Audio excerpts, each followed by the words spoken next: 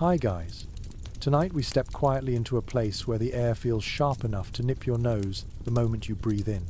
You stand at the edge of a winter frontier, boots sinking into powder that squeaks under your weight, moonlight turning every drift into a sheet of silver.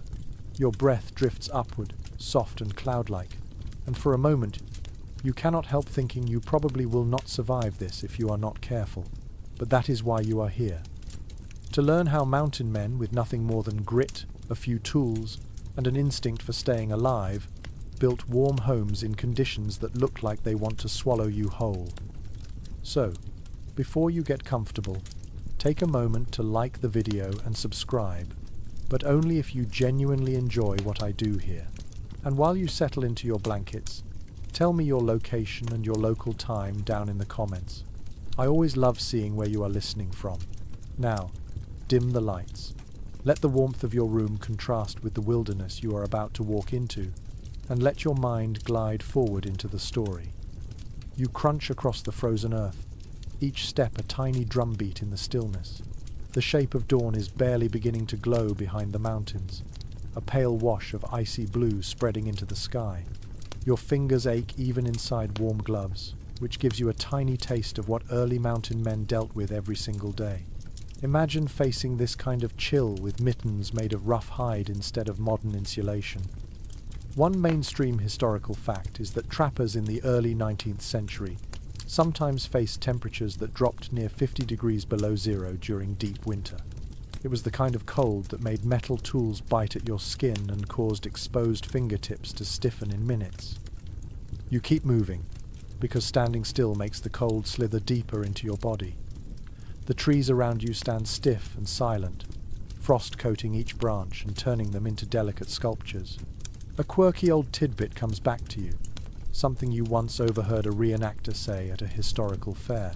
Some early woodsmen insisted that if you listened closely at sunrise on the coldest mornings, you could hear the sap inside trees cracking with tiny pops, like nature's own popcorn.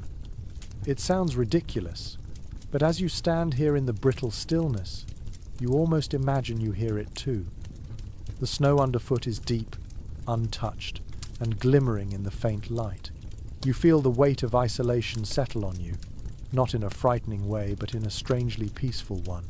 Everything is quiet. Even your footsteps sound cautious, almost apologetic. You breathe in the air, crisp enough to sting the inside of your nose, and you feel the place testing you. The mountain men understood this sensation well.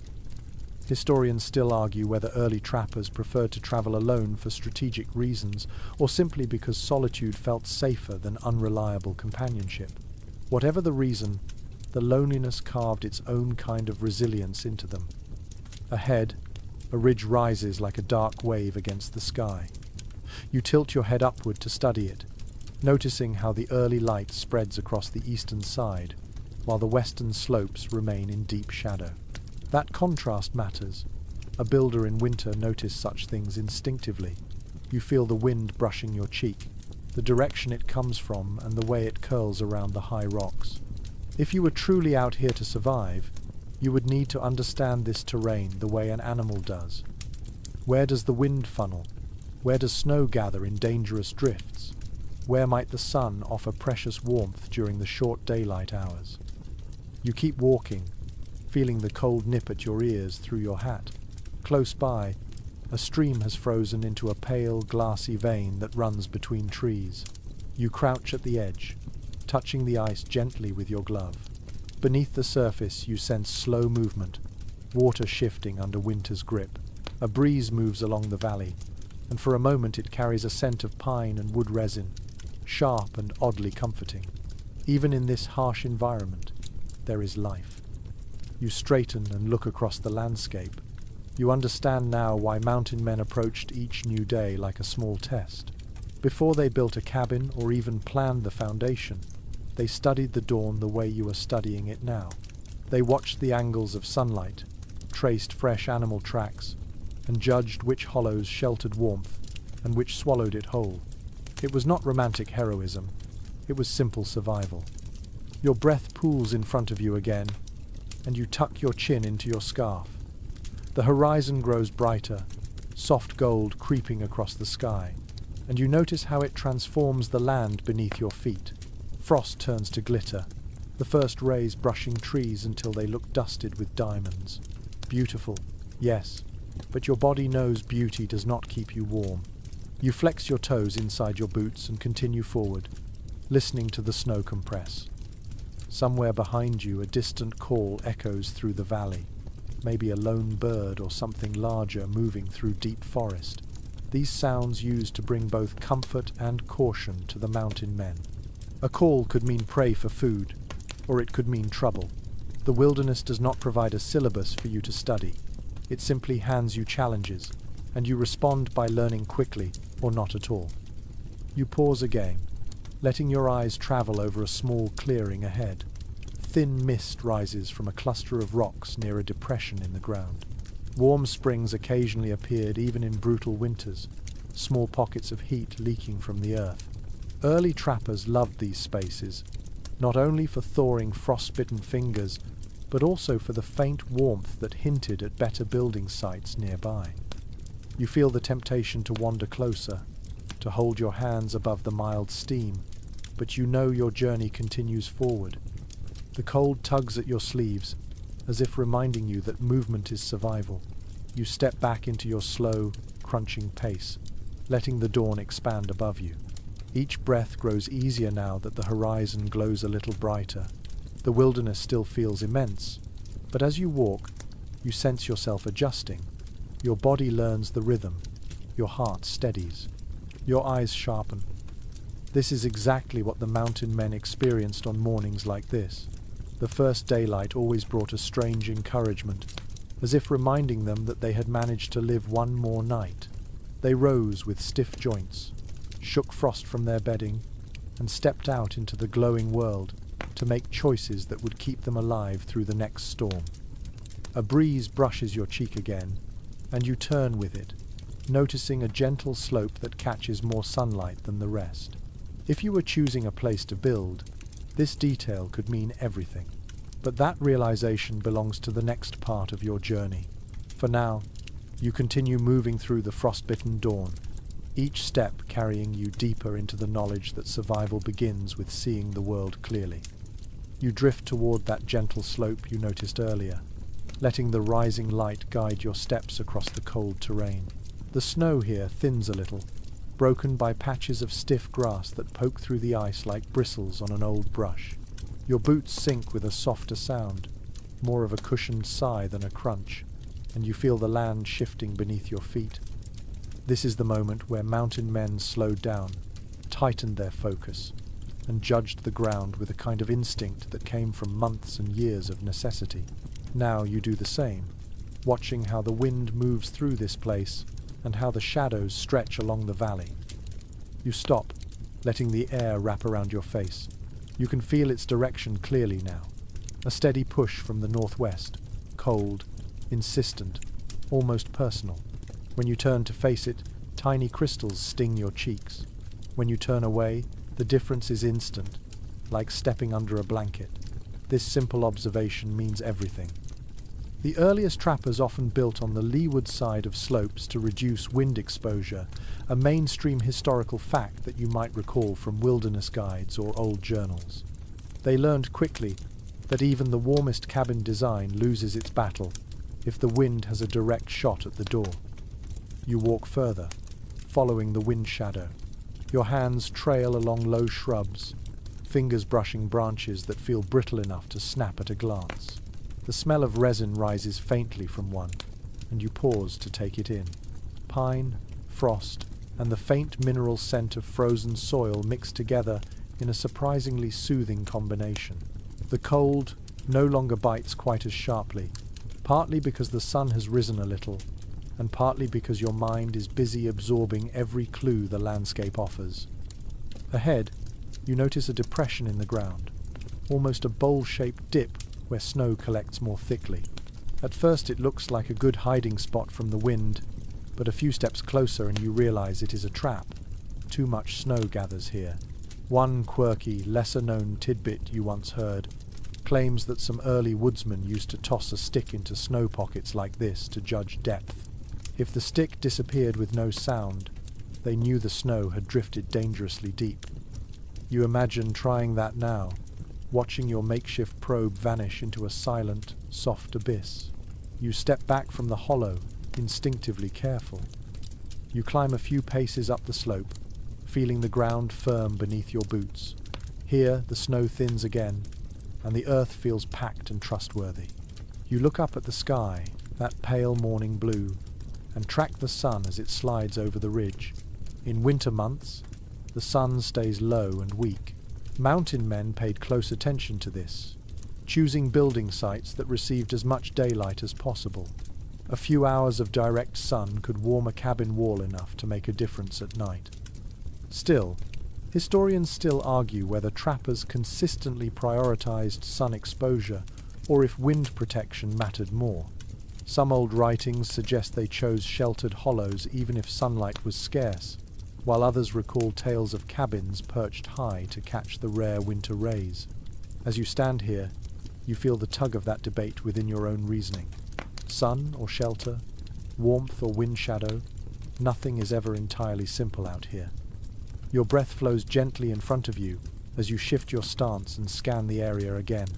You listen to the soft hiss of wind slipping over the ridge, a long and dreamy sound, almost like someone whispering to you. It nudges the tops of the pine trees, making them quiver just a little. You study their movement. Trees always tell a story. Stunted growth can mean harsh winds. Thick bark can hint at cold seasons that lasted longer than they should. The trunks before you look straight and strong, a promising sign that this section of land does not get battered by storms too often. A slight incline leads down into a small forest clearing framed by pine and spruce.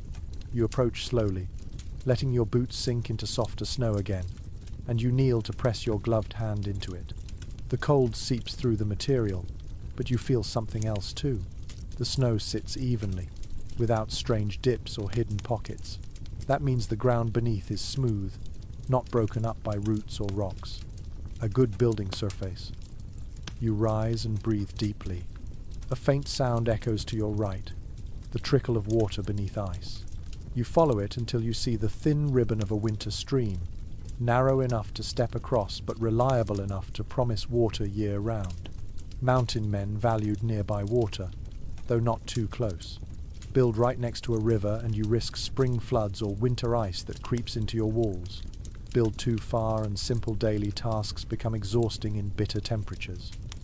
You glance from the stream to the clearing and back again. The distance feels right, not too near, not too far. You tilt your head again, letting the air settle around you. You listen for anything unusual, maybe a warning in the wind or the subtle shift of branches. Nothing seems threatening. Instead, the place feels still, crisp, patient. You walk the perimeter of the clearing, tracing the boundary with slow, thoughtful steps. Each footfall compresses the snow with a gentle hush, and you imagine the same sound beneath the feet of men who stood here long before you ever dreamed of a frontier. A sudden sparkle catches your eye. Small animal tracks curve through the clearing, delicate and tidy, probably from a rabbit. The path winds toward the stream and then back into the trees. The sight brings a small smile. Animals choose the safest paths. If wildlife is comfortable passing through, that suggests the area is stable. Early trappers often watched animal behavior without fully admitting it to each other. Wisdom does not always need a proud announcement. You pause at the center of the clearing and let yourself feel the air properly. You close your eyes for a moment, listening to the deep quiet that surrounds you. No shifting rocks, no sudden drops, no hidden marsh beneath the snow. The ground feels safe, steady, and aware. You open your eyes again and imagine where the cabin might stand. You turn your body slowly, choosing angles and lines long before any wood touches the earth. You feel something settle in your chest, a growing sense of certainty. This is what the mountain men sought each time they searched for a shelter site. Not perfection, but balance. Wind that can be managed. Sunlight that can be welcomed. Water that is close yet respectful. Ground that promises to hold strong through deep winter. The slope behind you acts like a protective wall. The clearing spreads out like a natural front yard. The stream adds both beauty and practicality. Every detail feels like an answer to a question you have barely spoken. You take one last slow walk across the clearing, touching the trunks of nearby trees as you go. Their texture is rough, ridged with sap, frozen in tiny amber beads. You press your palm against one tree, feeling its cold life under the bark. This land may look asleep, but it is awake beneath the surface. It watches you as much as you watch it. You turn back toward the center and exhale softly. Your breath twists through the air in pale spirals. The cold may win some battles, but choosing the right place gives you a fighting chance. You understand now how essential this moment was for the men who came before you. Without choosing wisely, no amount of skill or strength could save them later. You take one step back, then another, letting your boots retrace your path. The clearing waits patiently as you walk away, but the knowledge settles inside you. You have chosen your spot. It is time to explore what comes next. You make your way back toward the clearing with a slower, more thoughtful pace, the cold air slipping along your sleeves while the snow settles quietly around your boots. Now that you have chosen the location, your attention shifts to the resources around you. The mountain men understood that selecting a site was only step one. Step two was learning to read the land with the accuracy of a master craftsman who had no ruler, no blueprint, and no luxury of trial and error. You stand still for a moment and let your gaze fall upon the trees, stones, and earth, knowing that each one plays a part in the cabin that will eventually hold your warmth. You approach the nearest pine and lay your hand along its trunk. The bark feels rigid and slightly crumbly at the edges, cold enough to make your gloves stiffen. As you tap the wood gently with your knuckles, the sound rings solid. Mountain men learn to listen for that ring. A hollow-sounding tree meant trouble. It meant pests burrowed inside or rot creeping up from old wounds. It meant that the wood could split unevenly or crumble during construction. A sturdy, full-bodied ring was a quiet promise that the trunk could serve as a beam, a wall, or even a roof support if cut to the proper length. You take a few steps to another tree, this one taller and darker, its branches bending slightly under the weight of snow. You study the way the needles cluster, their color a healthy green rather than a faded yellow. You brush some snow aside and check the lower trunk for scars. Early trappers often debated whether thick bark or thin bark made better building timber. Historians still argue whether spruce or pine served as the superior cabin log. Some journals praise pine for its straight, predictable grain. Others claim spruce withstood rot better in damp winters. As you examine the trees around you, the debate echoes in your thoughts, but you trust your instincts the way a mountain man would have. You want logs that feel alive, straight, and confident.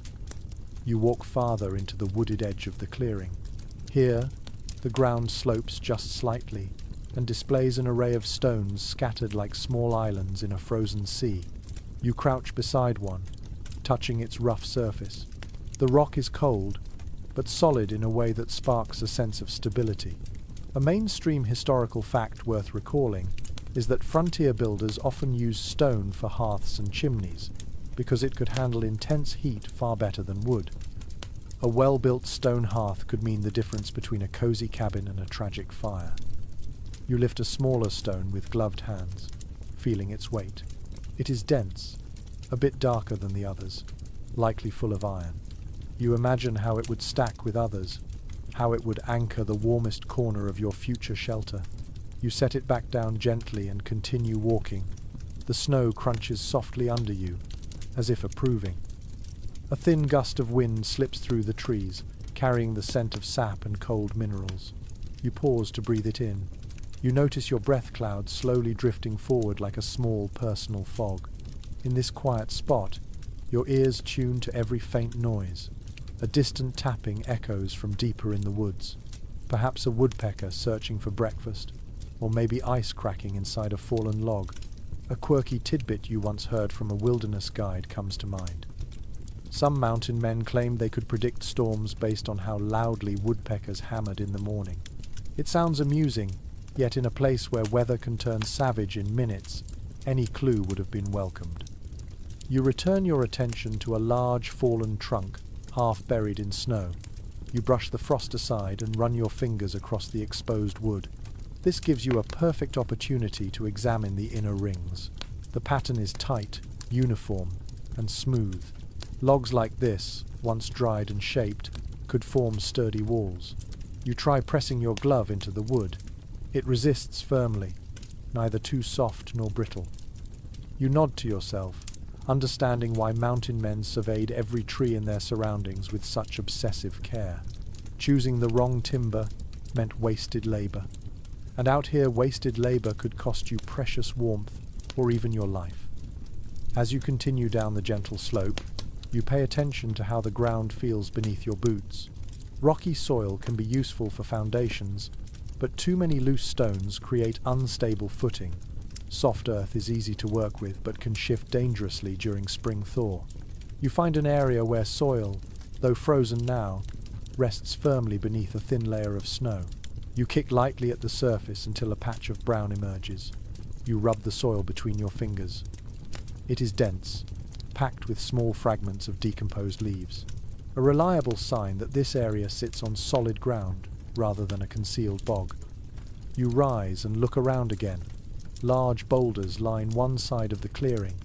They look as if they have been resting there for centuries, unmoving and unbothered by the seasons. Their presence offers more than structural possibilities. They serve as natural windbreaks, subtle guardians that help shape the microclimate around your building site. Mountain men often sought out features like this, using the land itself as a silent assistant in their construction efforts. You approach one of the boulders and place your palm flat against its surface. The stone feels coarse, steady, almost reassuring. You imagine how this large rock could reflect heat from your future fires or help insulate one side of the cabin. Not many people today think of rocks as allies, but out here, everything has a purpose if you look closely enough. A bird flutters overhead, landing on a branch with a soft thump. You glance upward and watch its feathers fluff against the cold.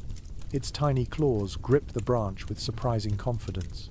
Birds like this often stay near food sources even in winter.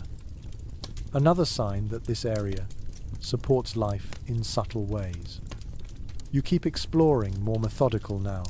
Every few steps, you pause to touch a tree, evaluate its height, or tap its trunk. You gather mental notes. That pine is too twisted. That spruce leans too much. That fir looks perfect, but stands too close to a slope where snow could slide dangerously. Each observation adds to your growing sense of the land. You walk back toward the fallen trunk, lifting a small chunk of bark that has separated from the wood. The underside reveals a smooth, pale inner layer. You rub the surface gently and let the texture sink in. Frontier builders often peeled bark for roof lining, or used it as natural insulation. Some old journals mention how they boiled strips of bark to turn them flexible, using them for binding or even patching damaged walls. The practicality of such materials fascinates you. You imagine yourself doing the same, boiling bark over a fire while snow falls softly around you. A light crack pops behind you. You turn quickly, but it is only a branch shedding its load of snow. Still, the sound reverberates through the forest like a small reminder that nature always acts without explanation. You take a steady breath. The air feels crisp and energizing. You continue deeper into the cluster of trees, this time looking not only at the individual trunks but the spacing between them. Good spacing means easier tree felling. Tight clusters can cause logs to shift unpredictably after cutting. You scan the alignment of the trunks, nodding at the clear paths available for dropping several straight pines. It is almost as if the land has arranged itself to help you. You smile slightly at the thought, amused at how generous the wilderness can appear when you approach it with respect. You circle back toward the stones again. This time you pay more attention to their color. Some stones gleam with a faint bluish tint, hinting at rich mineral content. Others show streaks of gold or red, remnants of the mountain's deep geology. Mountain men sometimes used specific stone types because they heated more evenly or resisted cracking. You imagine building a hearth from stones like these, feeling them radiate heat long after the fire settles into glowing embers. As you wander, your mind drifts to the rhythm of work that will come soon. The swinging of axes, the thud of falling timber, the scrape of bark being peeled. But for now, this quiet survey feels just as important. You are learning the personality of the land. You are forming a partnership with the very materials that will keep you alive when the deepest cold comes. You step onto a slightly raised mound of earth and look across the clearing one more time. The trees stand tall and patient. The stones rest quietly, and the gentle slope shelters the ground from harsh northern winds. Everything fits. Everything speaks the same language. You lift your hand and brush snow from your sleeve. A faint smile forms as you think of how the mountain men must have felt at this exact moment. Relief mixed with determination. Gratitude mixed with urgency. You share that feeling now. With a slow breath, you begin walking back toward the center of the clearing. Behind you, the trees and stones remain exactly where they are, waiting for the work that comes next. And as you step forward, your boots sinking deep into the soft hush of snow, you carry with you the knowledge of the land, ready to shape it into something warm, something sturdy, something that just might outlast the winter. You stand in the clearing with a growing sense of purpose. But before any walls rise or logs fall, something more urgent demands your attention. The cold gnaws at your fingertips, whispering its blunt truth. No shelter can begin without fire. Mountain men learned this during their first brutal nights in unfamiliar ranges, and now you feel that same instinct stirring inside you. You tighten your gloves, breathe out a slow plume of mist, and begin to search the ground for what will become the very first ember of your new life in the wilderness. You crouch beneath a cluster of spruce trees where the branches hang low, their tips heavy with frozen needles. Beneath the overhang, the snow thins enough to reveal a soft bed of dry needles. You rake a handful together, feeling their brittle texture break under your grip. These will burn, but they need help. You reach farther into the shadows and find strips of papery bark curled like small scrolls. According to detailed frontier journals, trappers often relied on the inner bark of birch or resin-rich slivers of pine to start their earliest campfires. You rub the bark gently between your palms and smell the sharp, fragrant sap. Even through the cold, its scent feels like a promise of warmth. You gather more materials, twigs no thicker than a pencil, longer sticks that crack with a satisfying snap, and a few pieces of deadfall that have dried beneath the tree canopy. Each piece carries a story. Some are scarred by old storms, others shaped by hungry insects. You tuck them under your arm as you move, listening to the faint creak of your coat and the soft crunch of your boots. Once your bundle feels sufficient, you return to the center of the clearing and kneel. The sky above has brightened into a pale silver blue, and light filters downward through drifting crystals of frost. You clear a small circle in the snow until the dark earth shows through. The ground feels cold enough to numb your fingertips through your gloves. You arrange your materials in a loose nest, laying tiny twigs in a cone and tucking bark beneath them. You work slowly, allowing your breathing to settle into a calm rhythm. Building a fire is not a hurried act out here. It is a conversation between you and the elements.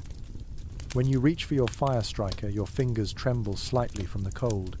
You brace the metal edge and pull it sharply against the stone. Sparks leap out in tiny bursts of gold, vanishing before they touch the bark. You shift your position, angle the striker lower, and try again. This time a spark lands and flickers, catching the resin. You lean close and blow gently. The ember glows brighter, pulsing with fragile life. A thin wisp of smoke curls upward, twisting like a sleepy spirit. You continue to coax it with soft breaths, until flame flutters into being. A warm thrill runs through your chest, subtle but powerful. The flame grows slowly, licking the bark and then the smallest twigs. You feed it carefully, knowing too much fuel too quickly can smother it. You place sticks with deliberate precision, adjusting angles without rushing. As your little fire strengthens, Its warmth reaches your hands like the first friendly greeting you have received all morning. Historical writings that have survived describe moments exactly like this, where early woodsmen treated fire-making as both a skill and a ritual. For them, fire meant survival. It meant a chance to dry frozen clothes, to melt snow into drinkable water, to cook meat that would otherwise freeze solid. And as you watch your own flame grow taller, you understand those accounts with new clarity. A curious anecdote often mentioned in frontier storytelling circles comes to mind. Some trappers swore that pine resin could burn even on wet days if they chewed it first to soften it, then pressed it into a sticky ball to catch sparks. Whether or not this technique truly worked is uncertain, but the image of a hardened trapper chewing sap-like gum makes you smile. You sit back on your heels and lift your palms toward the rising warmth. The sensation is immediate, spreading across your skin and seeping through your gloves. Your breath trails upward into the warming air, creating swirling patterns above the flame. The cold no longer feels like an enemy. It feels like a stern teacher, one who expects you to pay attention, and you do. Some researchers today still discuss the earliest fire-starting tools used in remote mountain regions. They debate whether flint and steel remained dominant throughout the fur trapping era, or whether newer methods spread faster than records suggest. Whatever the truth may be, you realize the specific tool matters far less than the determination behind it. Fire only answers those who refuse to give up. You add larger sticks now, arranging them slowly as the flames rise with a brighter, more confident glow. Heat washes over your legs, and you feel muscles in your shoulders relax for the first time since dawn. You shift your weight, settling onto a fallen log half covered in snow. The warmth begins to thaw the stiffness in your fingertips. The clearing around you changes subtly as the fire strengthens. The trees seem less intimidating, their branches no longer looming but simply standing watch. The stones glint faintly in the growing light. Shadows dance across the snow as the flames cast long, flickering lines. The entire landscape seems to respond to the presence of fire, as if acknowledging you as something more than a temporary wanderer. You glance toward the edge of the clearing, noticing how the smoke trails upward before drifting sideways with the wind. Smoke is a storyteller too. Its direction reveals where wind funnels between trees. Its speed hints at coming weather. You try to read it the way mountain men once did. The smoke lifts smoothly before curling eastward. That means the air is fairly still, a good omen for beginning construction soon. You move closer again, stretching out your hands and soaking in every bit of warmth. A subtle crackle rises from the burning wood. Each pop marks another moment of progress. You break a chunk of snow from the ground, hold it near the fire, and watch it melt into droplets that slip between your fingers. A calm satisfaction washes through you. With this flame you could warm food, heat stones for bedding, boil water, or light lanterns. It is a foundation for everything that comes next. In the midst of this soft glow, your attention drifts to the practical needs of a true fireside in a mountain home. The hearth that will later anchor your cabin must be sturdy enough to hold heat, yet designed to release smoke cleanly. If it fails, smoke will creep back inside, choking the air and staining the walls. You picture the stones you examined earlier and imagine stacking them carefully, building a hearth that can endure the long winter ahead. You rise from the fallen log and walk slowly around your fire, watching the flames from every angle. Your shadow jumps across the snow, stretching and shrinking in a rhythm that feels alive. You pause behind the fire, letting its warmth hit your back. It feels different from this direction, softer and more distant. You close your eyes and listen to the fire breathe. You recall a little detail mentioned in a rare winter guidebook from the 19th century. The author wrote that the best fire is one that sings, not screams. A singing fire crackles softly, burns steadily, and gives warmth without throwing sparks wildly. A screaming fire, according to the old writer, pops and hisses with chaotic energy because the wood is too wet or stacked poorly. You smile at the comparison, listening carefully to your flame. It sings. Satisfied, you kneel once more and feed it a few more sticks. The fire grows, painting the air above it with ripples of heat. Your cheeks warm, your shoulders loosen, your mind quiets. Fire was the first shelter. Before walls, before roofs, before chinking or chimneys, the mountain men had flames to soften the edge of the wilderness. You feel that now, as heat settles into your bones. The next steps will be harder. Cutting trees, shaping logs, lifting heavy beams. But this moment, kneeling before a fresh fire, gives you the courage to move forward. You take a slow breath and let it drift into the morning air. The flame stands steady, bright, confident. You rise, brushing snow from your knees, and let the warmth stay with you as you prepare to begin the real work of turning this clearing into a home. You rise from the warmth of the small fire and feel the cold close in again, not quite unfriendly but certainly insistent. It reminds you that heat fades fast out here, and the true defense against winter is not only fire but the tools that let you shape a home. Mountain men understood that a cabin was nothing without good implements.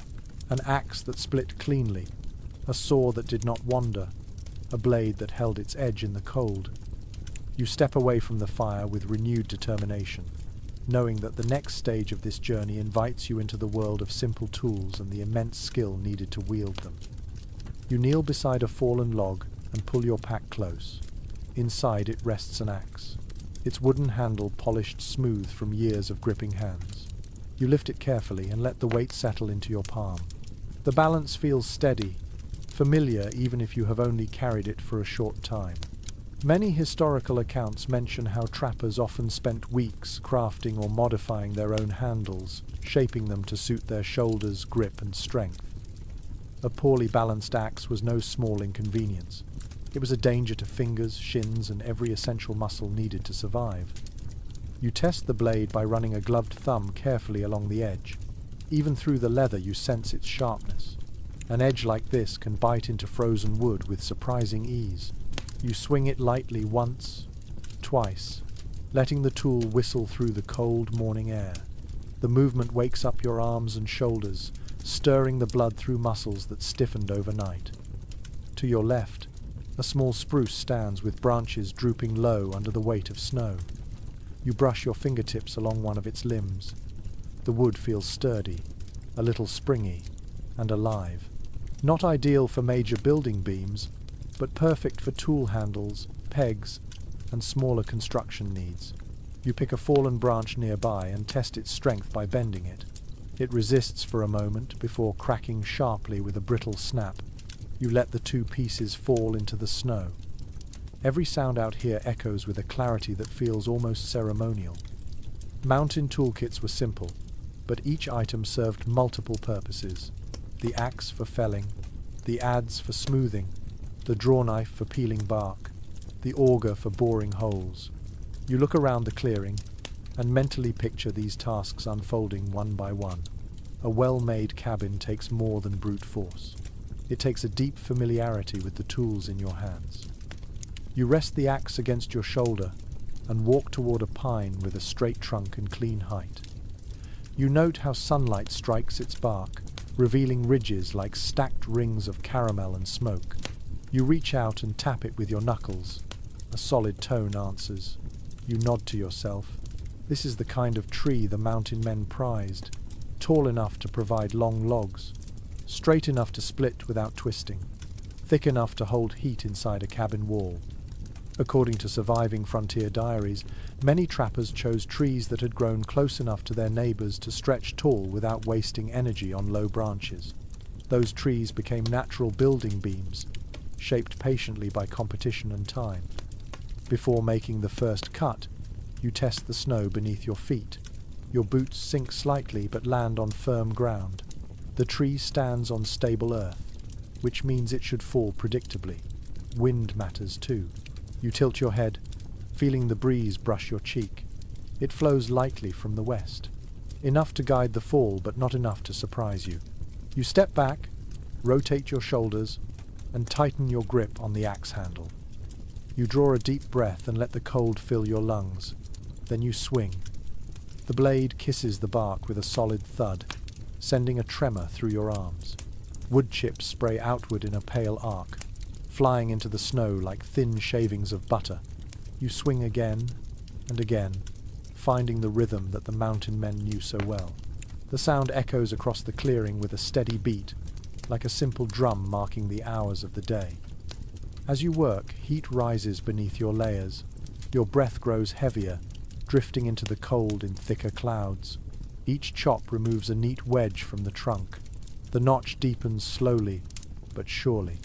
You pause occasionally to clear chips from the ground, letting the scent of fresh sap drift upward.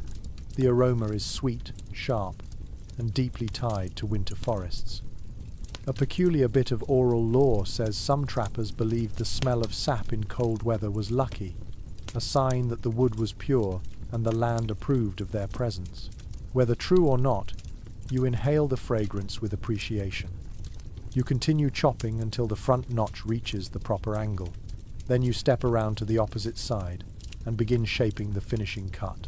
Snow falls from the branches above, with little whispered patters. The tree groans faintly with each strike, a long, tired exhale of a giant nearing its rest. As you work, your mind drifts to another conversation that often emerges among historians. Some researchers still disagree about the exact designs of the earliest mountain tools. Certain records describe long-handled axes with narrow blades, while others mention broader tool heads preferred for splitting heavy logs. Even now, the academic world tries to piece together what daily life truly looked like for those who lived far beyond the reach of consistent documentation. While researchers debate the fine points, the core truth remains clear. These tools made survival possible in a landscape that showed little mercy. You raise the axe again and deliver another powerful swing. A low, deep crack resonates through the clearing. The trunk shivers. You step back, positioning yourself safely to the side. The tree leans, hesitates, then begins its slow descent. Snow shakes loose in a flurry as branches sway. Finally it falls with a long, rolling crash that echoes into the forest. Silence follows. You exhale a long breath you did not realize you were holding. The fallen tree lies across the snow like a great sleeping creature. You approach it with quiet respect, running your gloved hand along the bark. The chill of the trunk seeps into your palm. This tree will soon become walls and beams. It will hold heat, resist storms, and stand as your defense against the deepest winter nights. You close your hand into a gentle fist, acknowledging the trade of life for shelter. But one tree is never enough. A cabin requires many logs, cut with precision and shaped with care. You walk to the base of the fallen trunk and kneel. With your saw, you measure out the first section. The teeth bite into the wood in a steady rhythm, scraping and humming as you move your arm back and forth. Sawdust dusts your gloves and floats like golden powder in the pale morning light. You work slowly, letting the motion warm your shoulders and back. The cold no longer feels harsh. Instead, it feels like a background companion, the kind that watches silently as you learn this place. The saw moves through the wood with steady progress. When the cut finishes, the first log rolls free with a gentle thump. You straighten your back, stretching your arms overhead. Your breath swirls above you, soft and wandering. You take a moment to look around the clearing again. The fire still burns quietly. The snow reflects morning light with a soft shimmer. A bird calls from somewhere high in the pines. The world feels balanced for a moment, caught between effort and reward. You shift to the next cut, then another. Each piece you remove brings you closer to a warm home. As you work, small patches of sweat form along your back despite the cold. You pause every so often to remove your gloves and let your hands hover above the fire, absorbing its warmth before returning to the labor. Cutting, shaping, carrying. This is the rhythm of building. It fills your muscles with fatigue, but also with purpose. These tasks connect you directly to the experiences of the early mountain men. No machines softened their work. No shortcuts eased their burden. Every beam they lifted was a testament to their will and endurance. By the time you finish preparing several long logs, your body hums with warmth. You stand up, breathing deeply, watching steam rise gently from your coat. The clearing feels like a workshop now, a place shaped not by harsh winter but by your growing strength. The tools rest beside you, their metal glinting faintly in the snow. Your axe handle shows fresh scuffs where your gloves rubbed it. Your saw teeth glimmer with fine sawdust. You nod approvingly. These simple implements are the heartbeat of your construction. Without them, the forest remains an untamed world. With them, you can carve out a space of safety and warmth. You gather your tools and return to the fire. Its crackle greets you softly, almost like a welcome after the exertion. You hold your hands toward the flame again, letting the heat sink deep into your bones. You close your eyes for a moment, listening to the low hum of wind and the fading echo of the tree you felled. The next stages will demand even more effort, but you feel ready. The tools have been awakened. The land has offered its materials, and you, standing in the quiet glow of the clearing, feel the first true spark of shelter forming in your mind. You step away from the fire once more, breathing in the cold air as your boots press into the snow with soft, rhythmic crunches. The logs you cut lie scattered like sleeping giants, their bark darkened with frost and sap. Now comes a moment. Mountain men understood on a deep, almost instinctive level. The first logs must be laid with care. A cabin does not begin with walls or a roof. It begins with a foundation of timber placed so precisely that every later step depends on it. You move toward the clearing center, ready to test both your strength and your patience. The ground is firm beneath a thin crust of snow. You kneel and brush the surface clear with your gloves, revealing frozen soil mixed with small roots and winter-hardened grass. You scrape a wider path until a rectangle emerges faintly in your mind. This will be the footprint of your cabin. Not too wide, not too long. Mountain homes were often compact because smaller spaces held warmth more easily, and the logs needed for larger structures required dangerously heavy lifting. Many historic journals from remote trappers mention cabins no larger than a modest room, just enough to sleep, cook, mend gear, and store supplies. You walk along the invisible border, gauging each step. You feel the slope beneath your boots, the wind direction, and the sunlight filtering through the trees. The quiet helps you think. You pick up 2 long logs, each thick as your thigh, their ends still rough from the saw. You press one end into the snow and lift the other until the log rests fully on your shoulder. The weight sinks through your frame, anchoring your muscles into the earth. Step by slow step, you carry the first log across the clearing. It scratches the ground behind you, leaving a crooked line in the snow. You lower it into place gently and adjust its angle. You do not want it tilting toward the downhill side. You check the level by sight alone, something the mountain men did without hesitation. Their eyes became their measuring tools, trained by long winter seasons and the need to avoid drafts in their walls. Before positioning the next log, you kneel beside the first and tap it with your knuckles. The sound feels steady. According to several well-preserved frontier records, many early cabins began with logs only slightly flattened on one side to prevent rolling. You pull your adze from your pack, lift it above your shoulder, and bring it down in clean, controlled arcs. Chips of bark scatter. Wood curls up from each strike, pale and fragrant. You repeat the motion, smoothing the underside of the log into a stable base. A little distance away, a woodpecker taps rhythmically on a tree, the sound echoing with a crisp pace.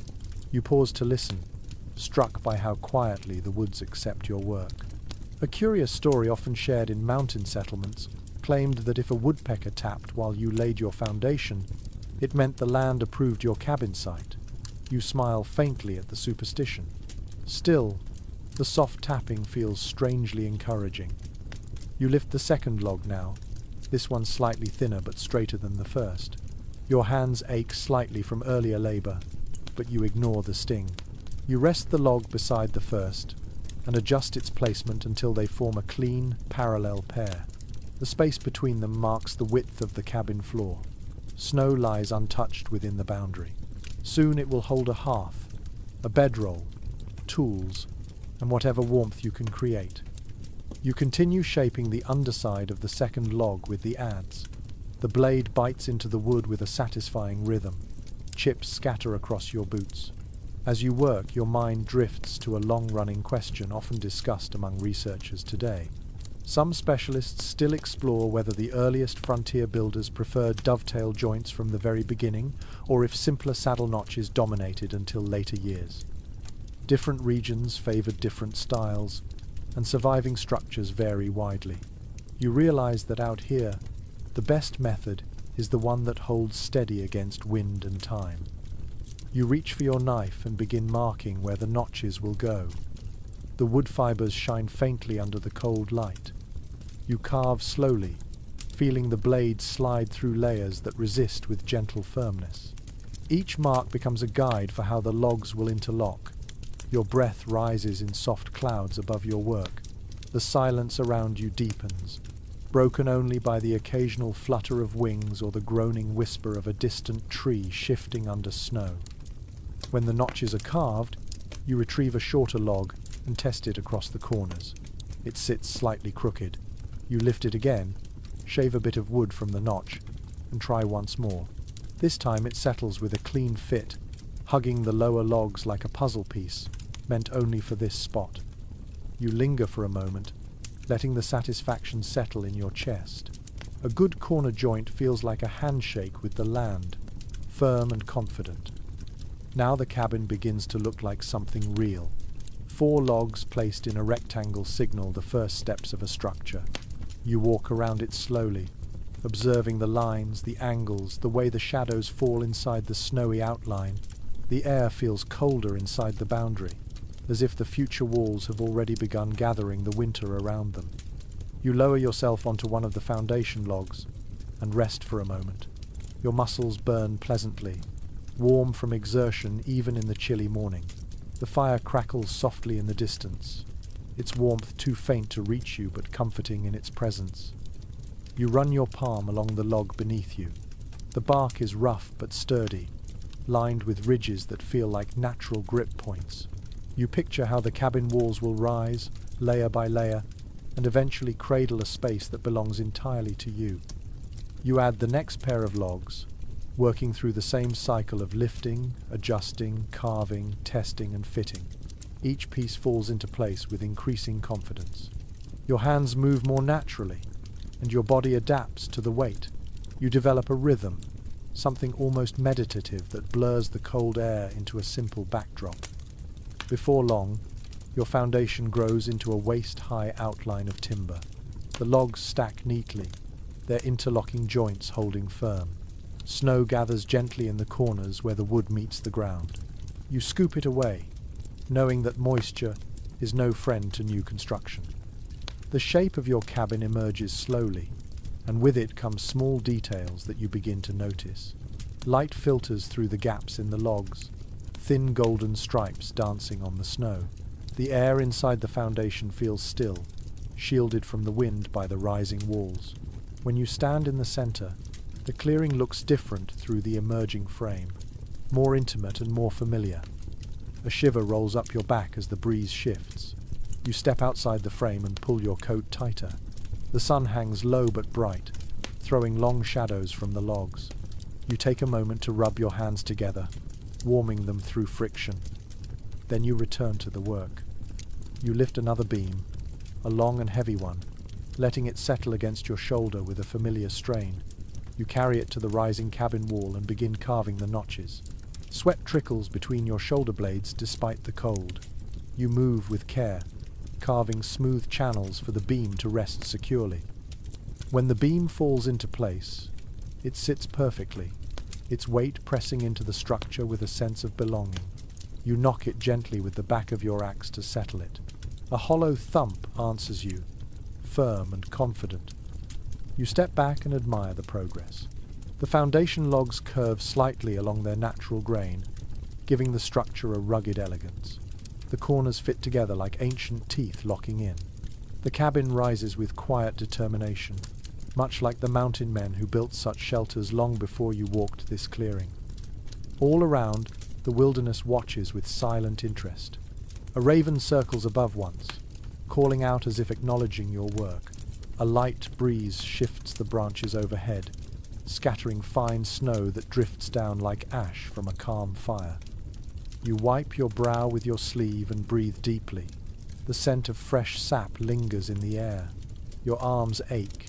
Your breath feels heavy, but your spirit feels grounded. The first logs are laid. The cabin has taken its first real shape, and you stand inside its shadow, knowing this is only the beginning. You stand inside the rising skeleton of the cabin, surrounded by logs stacked in their neat interlocking lines. The cold air curls through the gaps, slipping between the wood with quiet insistence. This is the moment when mountain men turn their attention to a task both tedious and essential. A cabin might stand tall and proud, but if the wind can nose its way through small cracks, all the effort becomes little more than decoration. You look around at the seams between the logs, feeling the faint current of icy air brushing your hands. It is time for chinking. You kneel close to the base of the wall and run your fingers along one of the gaps. The space feels narrow, but deep enough for wind to climb straight inside. Mountain men filled these spaces with whatever nature provided. Moss, clay, dried grass, shredded bark, handfuls of animal hair. Anything that could bind together and harden into a shield against the cold. You stand, brushing snow from your knees, and begin gathering materials from the area around your clearing. Under the shade of a tall spruce tree, you find a lush bed of moss sheltered from the worst of the frost. You crouch and lift it gently, its springy texture cold but pliable. You peel off long strips and stack them into a bundle. According to several finely detailed frontier accounts, moss was prized because it expanded slightly as it dried, filling gaps more tightly than other materials. It also insulated surprisingly well, forming a natural cushion that trapped warm air inside the cabin. You hold a handful close to your face and inhale its earthy scent, imagining how it will soon become a hidden layer of warmth behind the wooden walls. Next, you search for fibers to bind the moss. Along the forest floor, you find strips of bark that have peeled naturally from fallen logs. You test their strength by pulling gently. They flex without snapping. Good. You gather more, rolling them into loose coils. As you lift one particularly long piece, you recall a curious bit of winter lore passed down in remote trapping communities. Some woodsmen believed that bark harvested in winter carried a quiet stubbornness that made cabins stronger. It is a superstition, of course, but you cannot deny that the bark feels tough and reliable in your hands. You make your way to a cluster of thin shrubs, where tall, dry grasses rise from the snow like frozen ribbons. You collect several handfuls, snapping off the brittle tops and bundling the stalks together. These grasses will serve as filler, stuffing the smallest cracks before you press the moss in place. You rub a strand between your fingers and listen to the faint whisper it produces.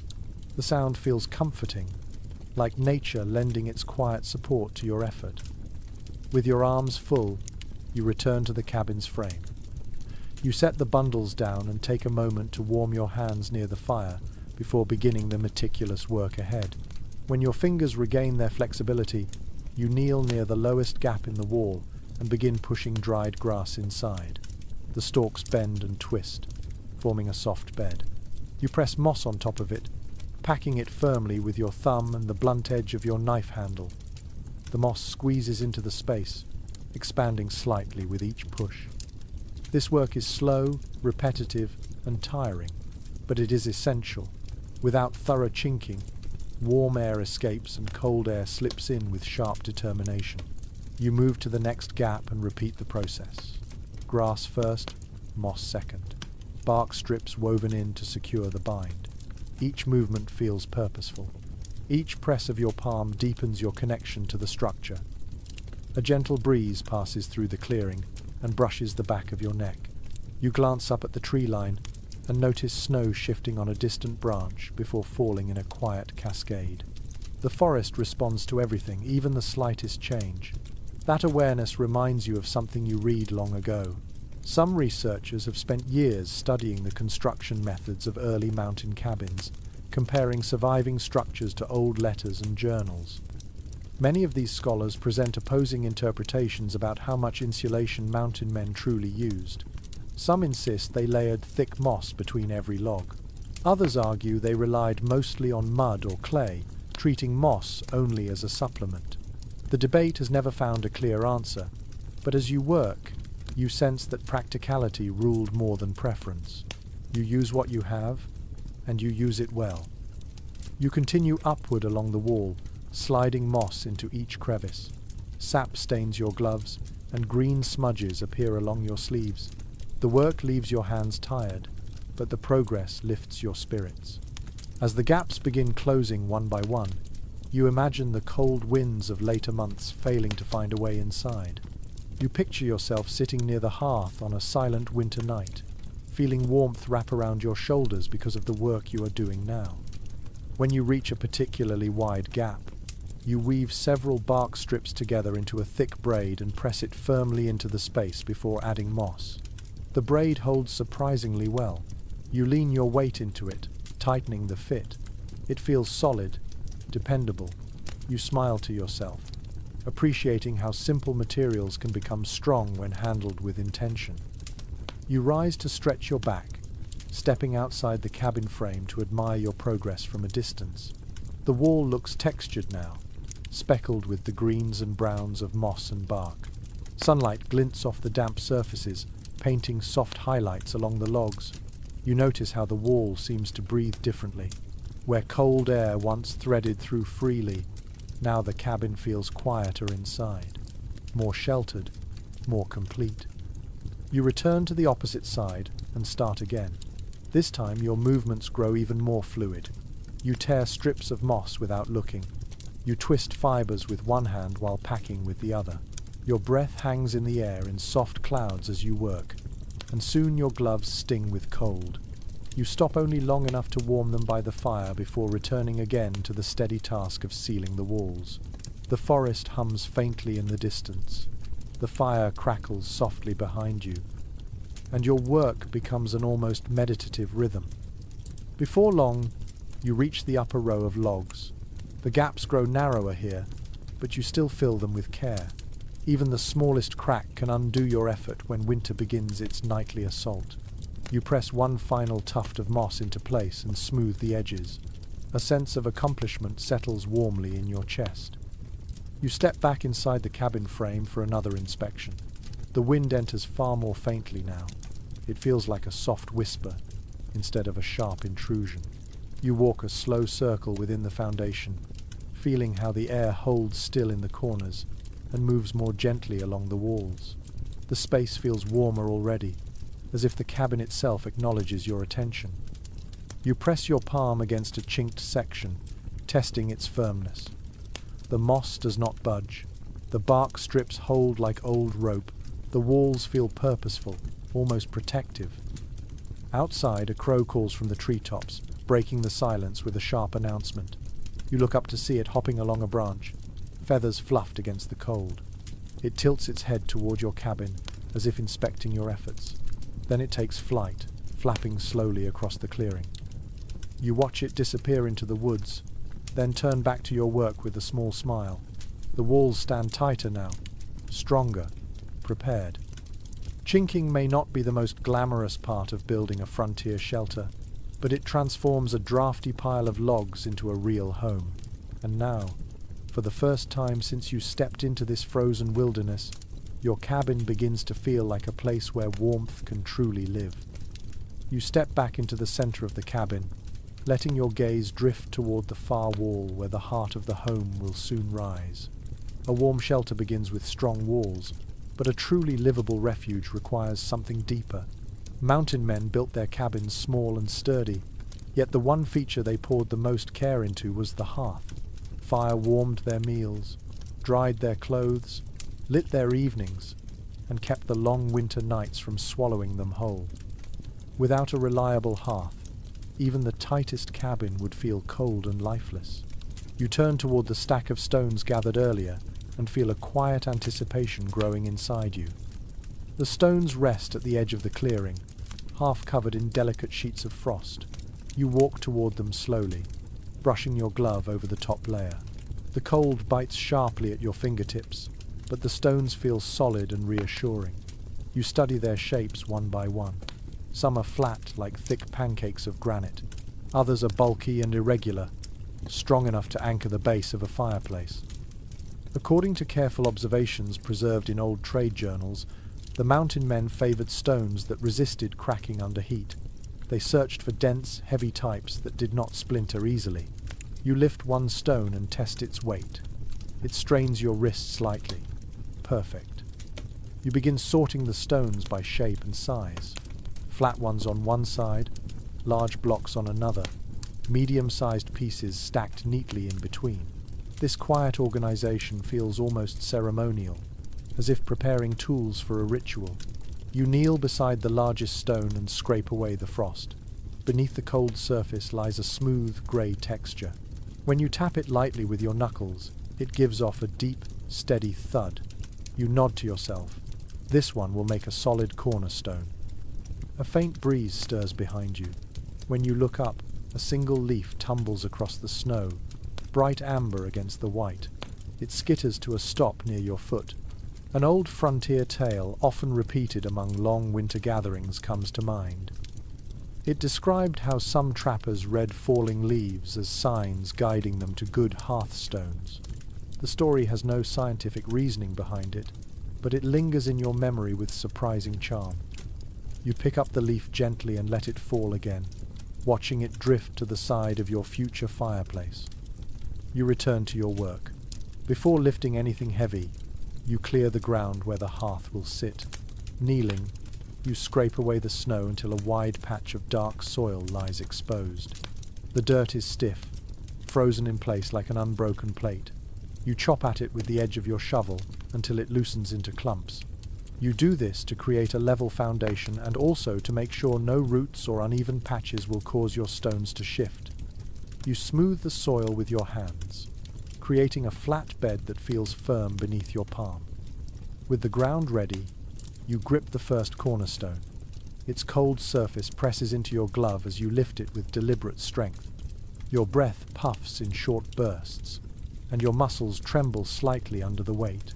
You carry the stone to the base of the wall and lower it carefully into position. When it settles, you give it a slight push with your boot to ensure it holds its place. The sound it makes against the ground is deep and confident. Next, you choose a second stone, then a third, forming a rough arch along the bottom edge of the future hearth. You adjust each one, sliding them gently until they sit snugly against their neighbors. These stones must support the full weight of future fires, so every placement matters. You pause for a moment and sit back on your heels, examining the outline. It looks uneven. You shift a stone slightly. Better. Some specialists who study early frontier craftsmanship remark that no two mountain hearths were the same. Each was shaped by whatever stones the land offered, and whatever style suited the builder's hands. No measurements. No standardized plans. Just instinct and a sharp eye. You understand that now as you continue arranging the stones.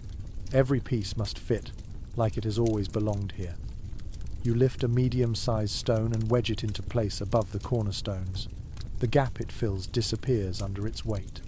You follow with another, this one flatter, pressing it into the growing wall with gentle force.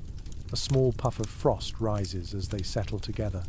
The wall creeps upward slowly, like the first steps of a mountain emerging from snow. You pause to wipe your brow. Even in the cold, the work sends heat rolling through your body. Your breath fogs the air, drifting upward in soft ribbons. A bird rustles nearby, perched on the edge of a bare branch, watching your progress with quiet curiosity. Its head tilts once, twice, as if approving the structure.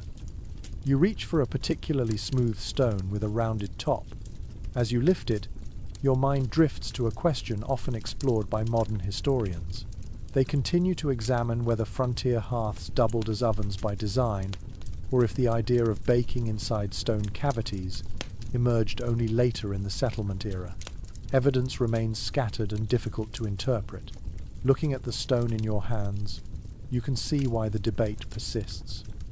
Its shape practically invites the thought of stacking stones into a small cooking pocket, yet no clear records confirm it. You place the stone carefully into the midsection of the hearth wall. It slots into the structure with a satisfying thud. The wall now reaches your knee, and you can already imagine flames dancing against it. You kneel again to reinforce the base, wedging small stones into the gaps to lock everything tightly together. Cold air swirls around you, lifting strands of your breath into thin curls that fade quickly. Bit by bit, the hearth rises. It grows wide enough to contain a strong fire and tall enough to protect the cabin walls from stray sparks. You continue stacking stones, adjusting angles, pressing each piece into place with steady hands. Your knees grow cold from kneeling in the snow, but the work keeps you warm enough to ignore the sting.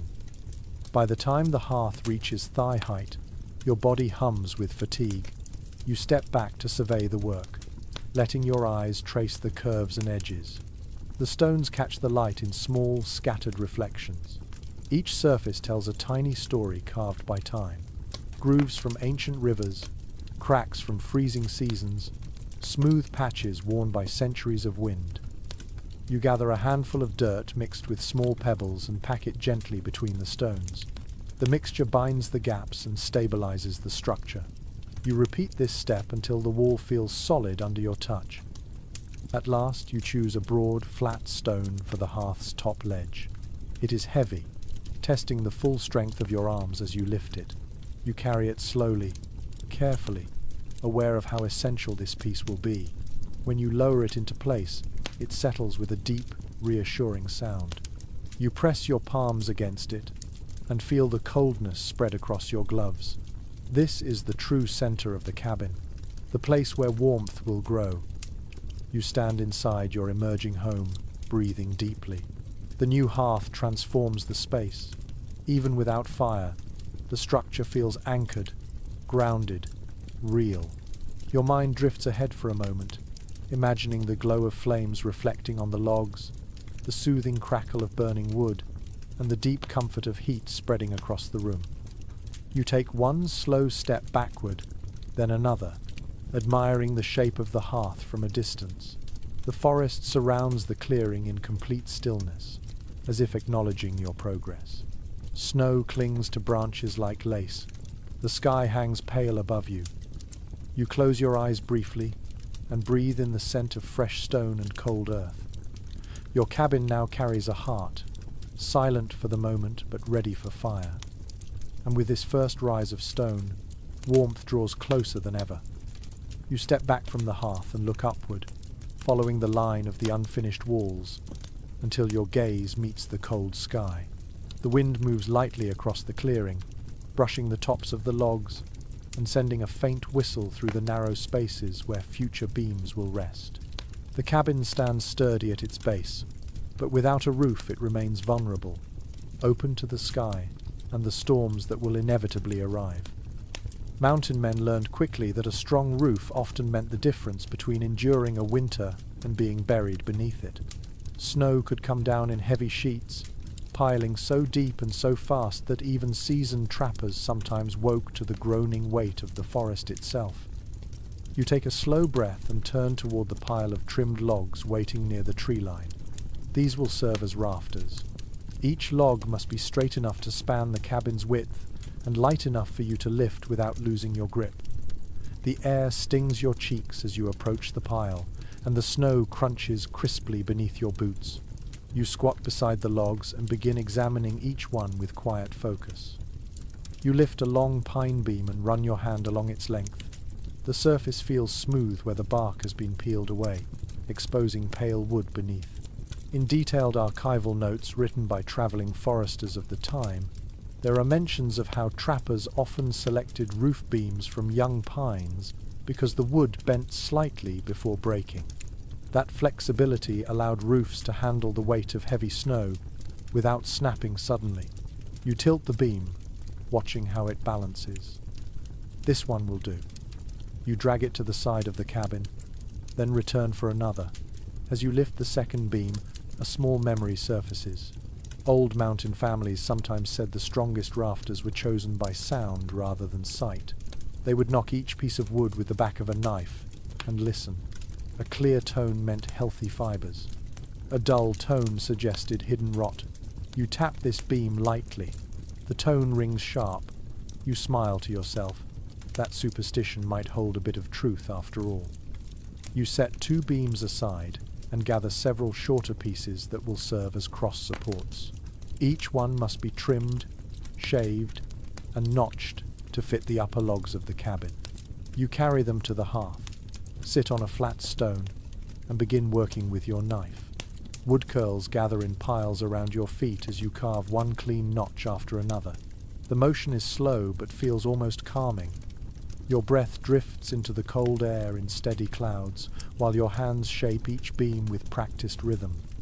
As you carve, you think about the ongoing discussions among researchers who study early wilderness construction.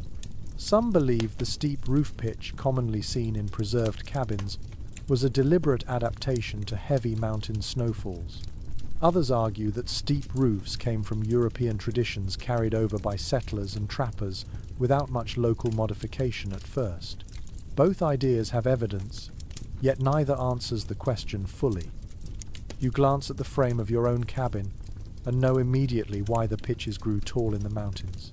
Snow is heavy, snow moves, snow demands respect. When the notches are finished, you brush wood flakes from your coat and rise to your feet. You hoist the first long beam and rest one end against the top of the cabin wall. Climbing cautiously onto the lower logs, you lift the other end until it spans the width of the cabin. The beam settles into its carved groove with a firm, satisfying sound. You test its stability by pressing your weight against it. It holds. You place the second beam beside it, then step back to study their alignment. They angle upward cleanly, forming the first lines of a steep roof. The sight fills you with a small sense of triumph. The roof begins with only 2 beams, yet the change feels transformative. The cabin no longer looks like an open wooden box. It looks like a place that intends to survive winter. You return to the beam pile and select 2 more. Snowflakes flutter lightly around you as you work, drifting from a passing cloud that has wandered over the clearing. They melt on your gloves, tiny cold kisses that vanish as quickly as they fall. By the time you lift the next pair of beams, the sky has brightened again into a pale, cold blue. Layer by layer, you raise the rafters. Each new beam meets the logs with a firm connection, shaped precisely by your knife and secured by the weight of the wood itself. You wedge them into place, checking the angles carefully. As you work, the cabin begins to gather a new shape. The rafters rise like ribs, forming a strong protective arch overhead. When the last rafter settles into place, you climb down and brush frost from your sleeves. The frame of the roof stands open above you, its lines casting faint shadows across the snow.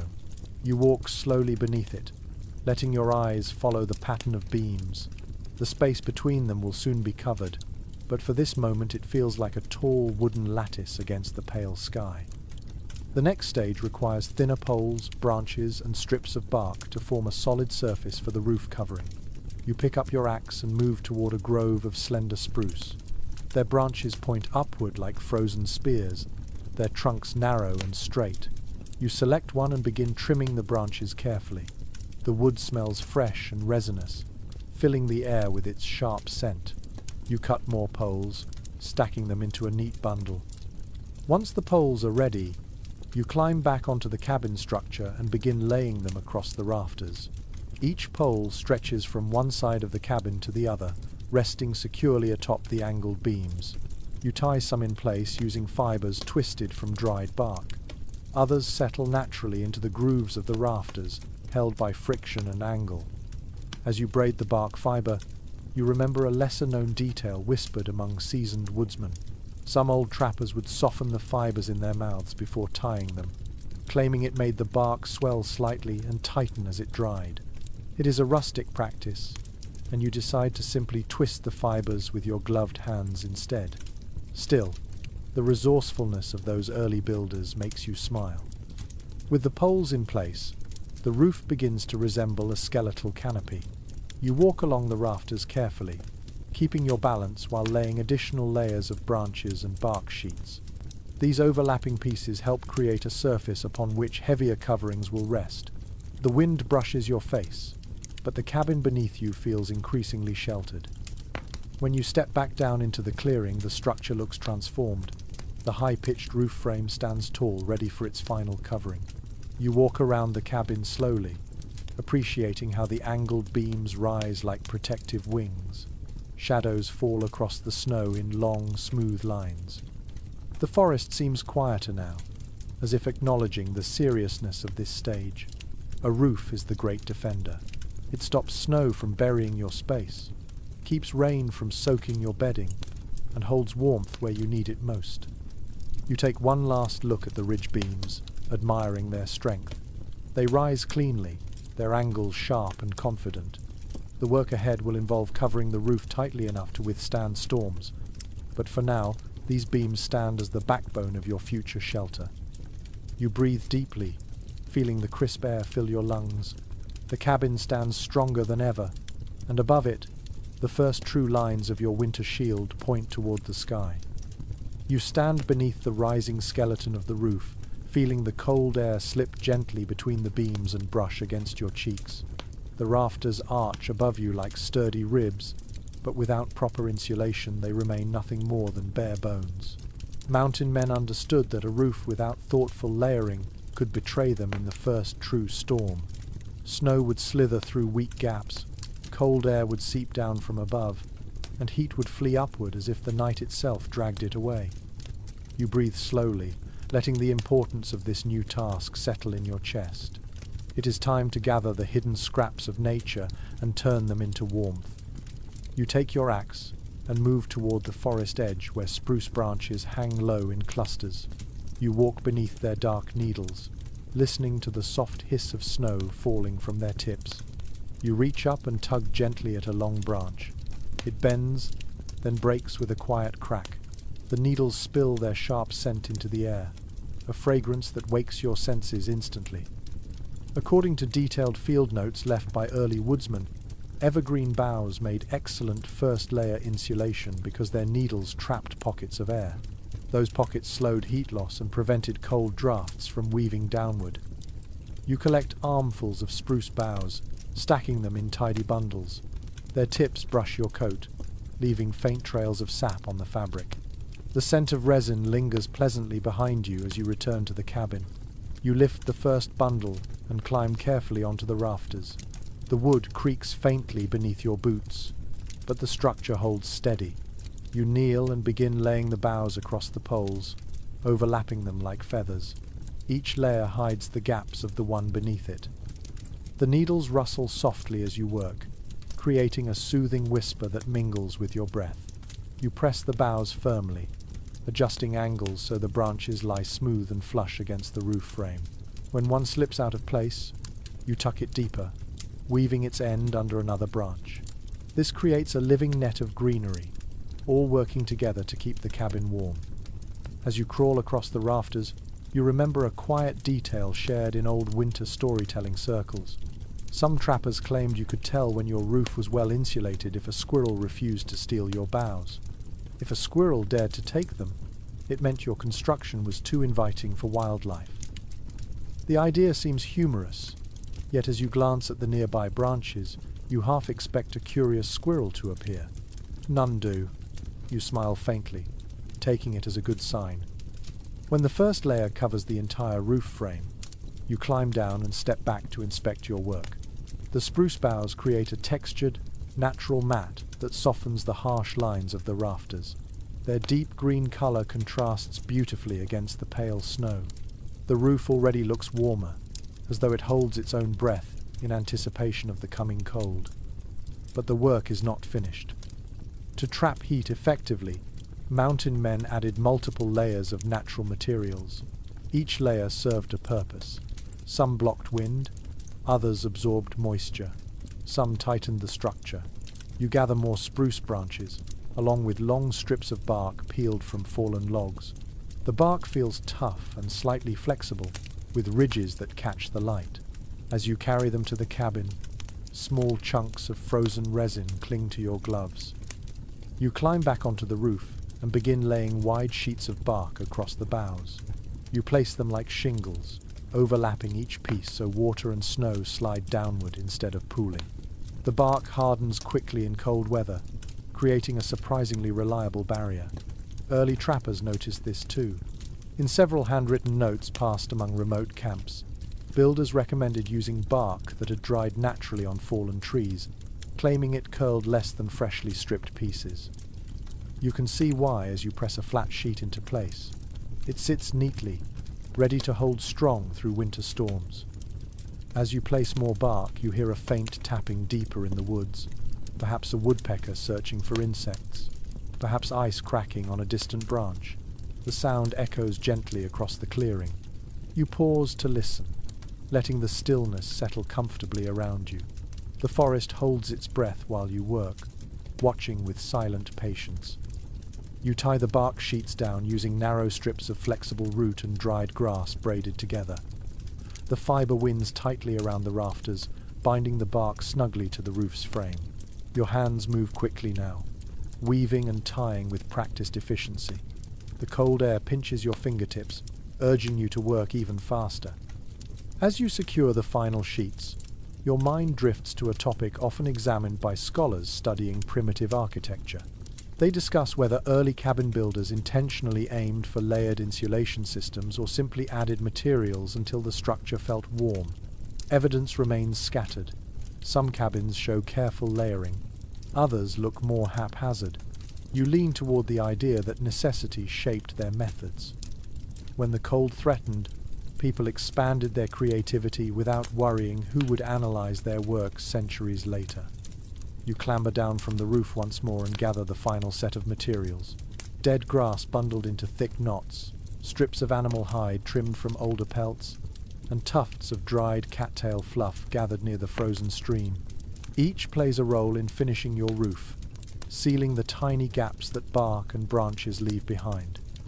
You climb the cabin again and crouch low, pushing the grass into narrow spaces where light still filters through. The grass forms dense mats, perfect for insulation. You press the cattail fluff into even smaller gaps. The soft fibers expand slightly as they settle, filling cracks that might otherwise invite the winter wind. As you work, a soft snowfall begins drifting down from a pale cloud above.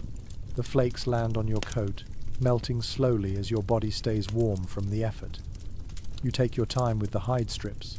These weather-resistant pieces help protect the roof's ridge where water and snow gather most easily. You stretch each strip across the upper beams and tie it securely. The hides lie flush against the bark, creating a final protective barrier. In some remote winter settlements, elders used to say that well-placed hides kept the soul of the roof from leaking away. You chuckle at the thought, but cannot deny how useful they are. By the time you finish tying the last knot, your legs feel tight from crouching on the angled beams. You climb down carefully, your boots making soft, muted thuds against the logs. When you stand at the base of the cabin and look upward, the roof appears full and strong, layered with natural textures that blend gracefully into the wilderness around you. The green of spruce branches peeks out beneath the bark, the grass fibers close off tiny cracks, and the hide straps create clean, dark lines along the ridge. You step backward into the clearing, snow crunching softly beneath your feet. The cabin looks more complete than ever.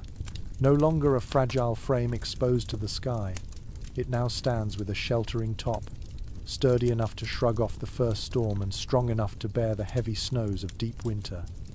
You let out a long, steady breath, watching the mist rise slowly.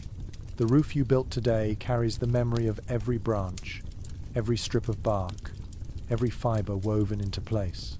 It is a patchwork of effort and instinct, much like the work of the mountain men before you. You brush your gloves together, scattering bits of bark dust into the air. The cabin waits quietly, ready for the next steps. Its voice may be silent, but its presence feels warmer already. And now, for the first time, it begins to resemble a true home beneath the winter sky. You walk slowly toward the cabin's entrance, or rather the gap where the entrance will soon be. Snow shifts softly beneath your boots as you approach the unfinished threshold.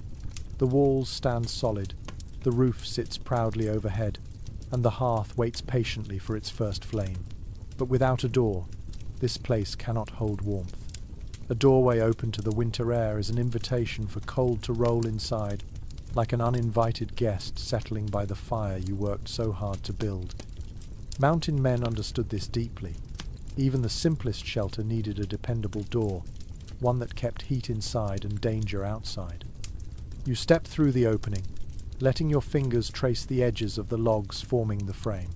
The wood feels cold and firm, a reminder that every part of this structure has endured the breath of winter before becoming part of your home. You stand in the doorway and imagine a wooden door swinging inward, creaking slightly, closing tightly with a hand-carved latch. The thought brings a faint sense of pride. You can almost hear the soft click of the latch locking into place. To build that door, you will need boards, thick, sturdy boards that fit closely together. You gather your tools and walk to the pile of logs left from earlier work. One long log sits half buried in the snow, its bark already stripped. You brush the snow away and roll the log slightly so you can inspect it. The grain looks straight, the core firm, a good candidate for splitting into planks. You lift your axe and draw a steady breath. Mountain men did not have sawmills or planers. They split boards directly from logs, leaving rough edges that carried the marks of their tools. You swing the axe downward with measured force, letting the blade bite deep into the wood. The log shudders slightly under the impact.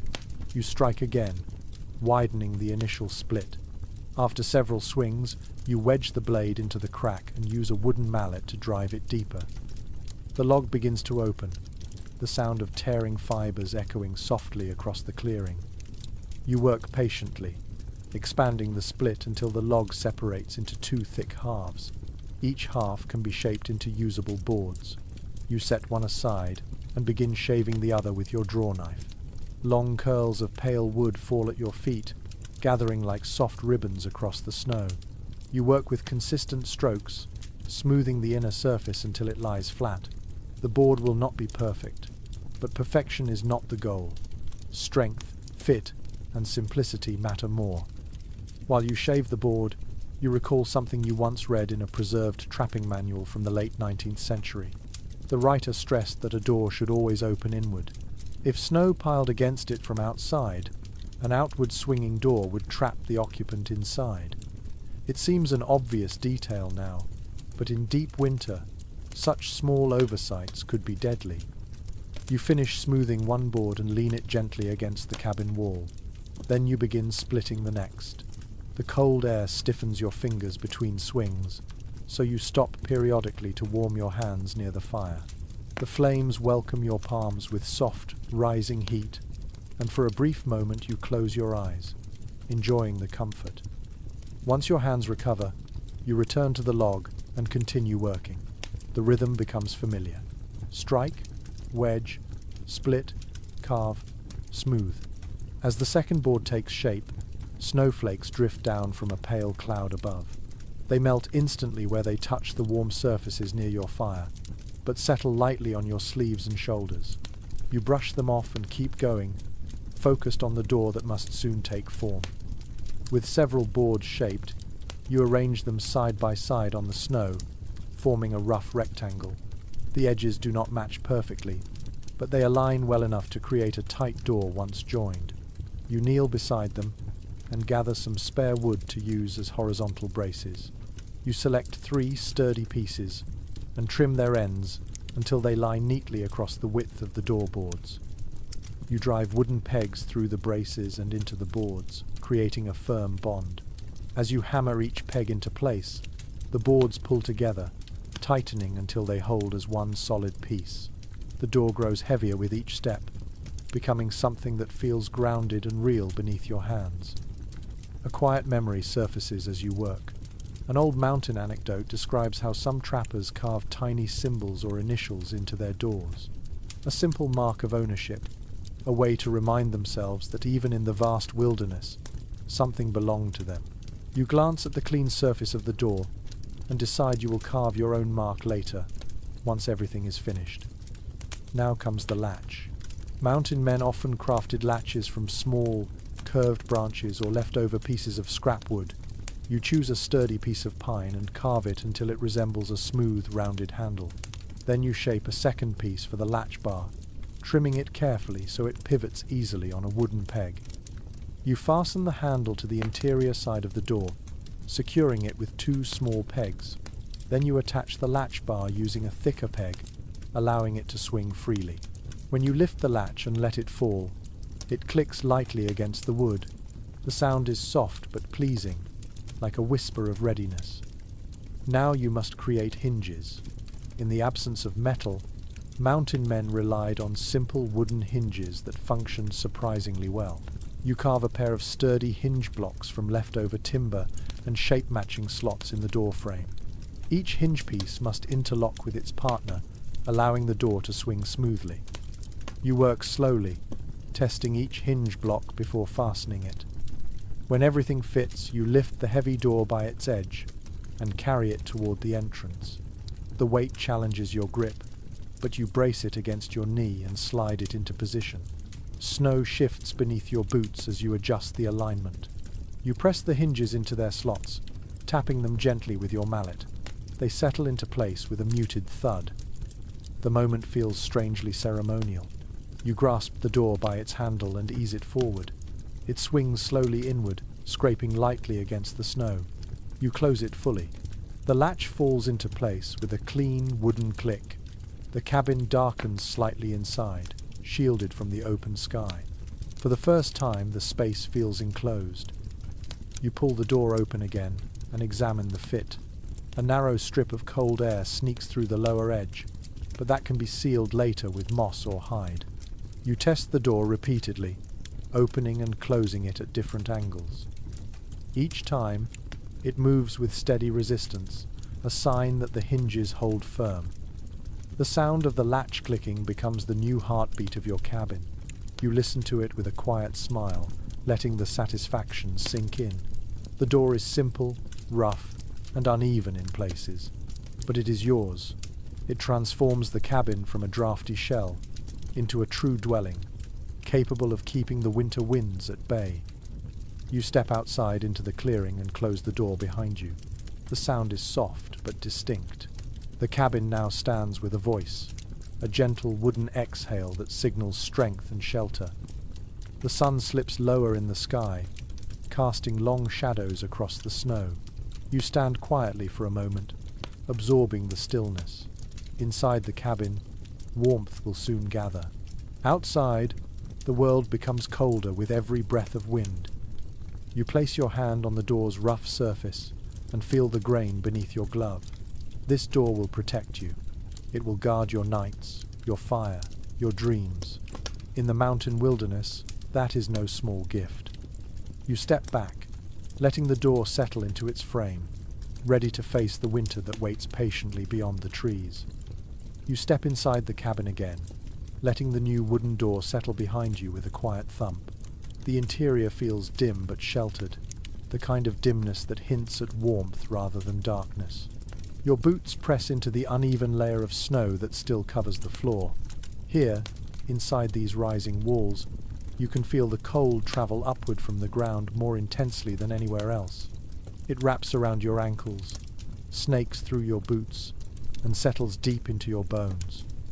Mountain men knew this sensation all too well. A poorly insulated floor could drain heat faster than a cracked wall or a leaky roof. You stand still for a moment, letting the chill serve as your reminder of what must come next. The floor needs to change. You kneel and scoop a handful of snow from the cabin floor, watching it crumble into crystals against your glove. Your breath drifts across it in a thin ribbon. The ground beneath is frozen hard, as unyielding as stone. You take your shovel and begin clearing the snow layer by layer. The scrape of metal on ice creates a steady rhythm, echoing off the wooden walls. With every shovel full you toss aside, the dark earth reveals itself a little more. Soon the cabin's interior feels like a shallow excavation site. Clods of frozen soil jut through the thinning snow, and the air inside grows slightly warmer without the reflective cold of the snowpack. According to detailed notes left by fur traders who lived through harsh northern winters, frontier builders often tamped their cabin floors until the soil was packed like hammered clay. This created a stable base that resisted shifting during the changing seasons. You decide to do the same. You set the shovel aside and use the back of your axe head to pound the earth, striking repeatedly until the soil compacts. Each blow sends a dull tremor through your arm, but the process feels grounding, almost symbolic. You imagine the mountain men doing this exact task by lamplight, while the night froze everything outside. Their determination shaped their survival, and now yours answers theirs. Once the soil begins to level out, you gather handfuls of loose earth from outside the cabin and scatter them across the interior. You tamp these patches as well, filling dips and flattening ridges. The floor becomes more uniform with each step of your work. You kneel to smooth the surface with your palms, pressing it down like soft dough. Bits of earth cling to your gloves. You wipe them clean on your coat and continue shaping the ground. But a tamped earth floor alone would still radiate winter cold. The mountain men understood this instinctively, so they added layers that trapped heat. Some used mats of woven grass, others laid spruce boughs, and many spread hides across the ground to create a barrier between their bodies and the frozen earth. You rise and step outside the cabin, searching for the materials that will become your own foundation of warmth. Near the tree line, tall golden grasses poke through the snow in stiff, delicate clumps. You bend down and gather several handfuls, snapping the stalks cleanly near the base. The dry grass rustles softly in your grip. You collect more, piling bundle after bundle into your arms. When your load grows too full, you drop it beside the cabin entrance and return for another round. When you have enough to cover the entire floor, you step inside and shake out the bundles. The grass falls in long threads that spread naturally across the packed soil. You kneel and begin arranging the stalks evenly. As you work, you remember a small detail often mentioned in winter survival stories. Some long-forgotten trappers believed that grass gathered after the first frost contained a special toughness that resisted mildew. Whether the claim holds any truth is uncertain, yet as you sort through the stalks, you notice how crisp and firm they feel. You add more grass, layering it until the earth begins to disappear beneath a woven yellow mat. Your fingers brush across the surface, feeling its softness. This layer will block much of the cold, but you know it is only the beginning. Mountain homes often used multiple layers to counter winter's reach. You step outside again and walk toward a cluster of fallen logs where strips of bark lie half buried beneath snow. You peel back the snow and lift one long sheet. It feels stiff but flexible. You gather several more pieces, selecting those with wide, flat surfaces. When you return to the cabin, you lay the bark strips atop the grass. Their curved shapes fit together like puzzle pieces, forming a rustic mosaic of browns and greys. The bark adds structure, preventing your foot from sinking too deeply into the softer grass layer.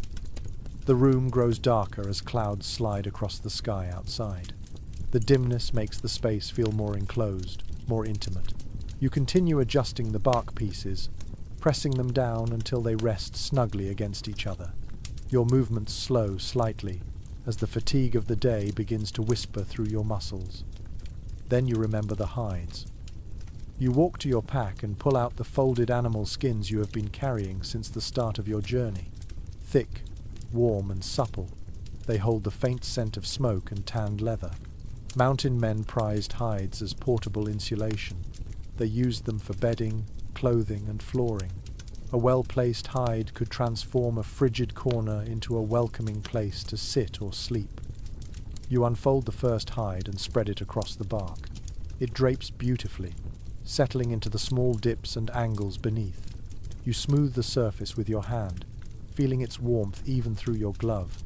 You lay another hide beside it, then another, creating a broad, continuous layer. This time, as you step across the floor, the cold no longer surges sharply through your boots. A muted sensation replaces it, as if the winter air has retreated a few steps. You crouch low and rest your palm against the hides. They feel almost warm compared to the icy soil you worked on earlier. A quiet satisfaction warms your chest. To complete the insulation, you add a final touch. In many remote cabins, frontiersmen filled the edges of the floor where cold drafts slipped through with small tufts of cattail fiber or handfuls of moss. You gather some of the leftover moss and tuck it gently along the base of the walls.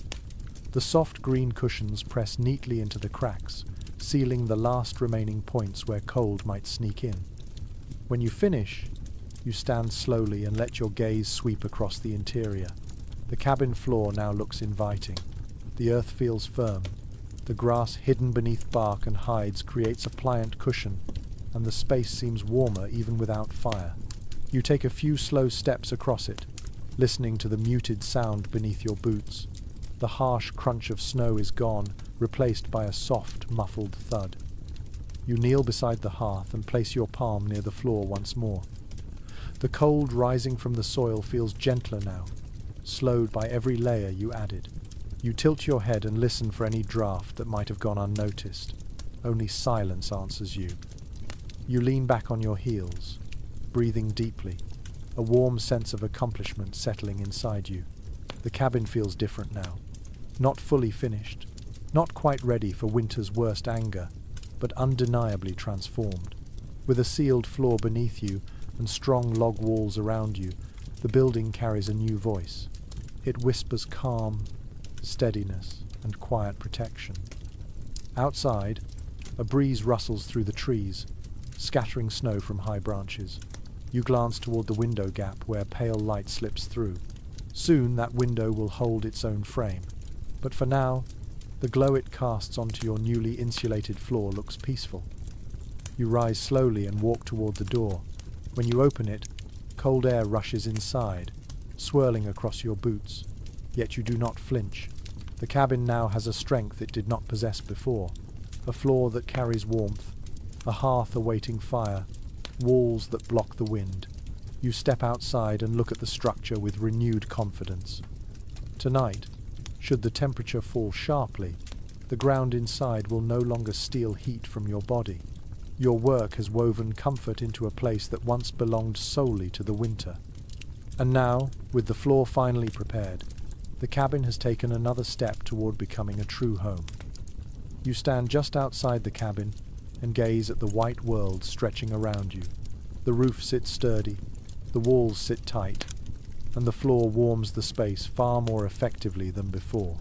Yet even with all this careful work, one force remains unpredictable and capable of overwhelming everything you have built: snow. It drifts, piles, hardens, melts, freezes again, and sometimes behaves like a living creature crawling across the land. Mountain men spent half their winter days studying snow, the way a modern traveller might study maps. You take a slow breath and let the cold settle on your tongue. It is time to understand how snow works for you, and how it works against you. Fresh flakes fall from a pale sky, spiraling slowly, settling on your sleeves like tiny crystals. You watch them melt almost instantly from the heat of your body, but you know well enough that this softness is deceptive. A gentle snowfall can become a heavy burden within hours. You walk around the cabin, boot prints marking a steady circle, and examine the ground where drifts naturally gather. The wind slides through the clearing, shifting small patches of loose snow into rippling waves. You crouch to observe how it moves. The shapes tell you stories. Along the north side of the cabin, snow has already begun to collect in a long, narrow ridge. It forms a slope that leans into the wall, rising higher than the opposite side. According to early accounts recorded by wilderness travelers, hunters often used these natural drifts as extra insulation. When packed tight against a cabin wall, snow could actually serve as a cold barrier that protected the inside from wind. It sounds strange at first, the idea of using snow as a shield. Yet standing here, watching how it settles in a soft mound, you begin to see the practicality. You scoop up a handful of snow and press it together, forming a compact clump. It grows firmer as you squeeze it. Snow like this can trap air inside itself, slowing the movement of cold wind. You drop the clump and rise again, considering how best to encourage good drifts while discouraging dangerous ones. A curious memory rises in your mind. Some winter guides once claimed you could read the winter's mood by the first snowdrifts of the season. If they formed sharply against the cabin, winter would be harsh. If they spread loosely across the clearing, winter would be mild. There is no science behind such thinking, but the charm of it lingers. You smile faintly and glance at your own drift. It forms cleanly and firmly. Perhaps the season intends to test you. You turn your attention to the roof. Snow already rests in a thin layer, dusting the bark shingles and spruce boughs like powdered sugar. You know it will thicken soon enough. The angle of your roof will help shed the weight, but only if you check it consistently. Mountain men often used long poles to push snow off their roofs from the ground. You search the tree line for a pole that fits this purpose. In a cluster of bare sapling trunks, you find one tall, straight branch. You pull it free from the snow, shake loose the frost, and test its strength. It bends slightly but does not crack. A good tool. You rest one end of the pole against the roof and give a gentle push. Loose snow slides down, tumbling softly at your feet. You keep clearing until the roof looks clean again.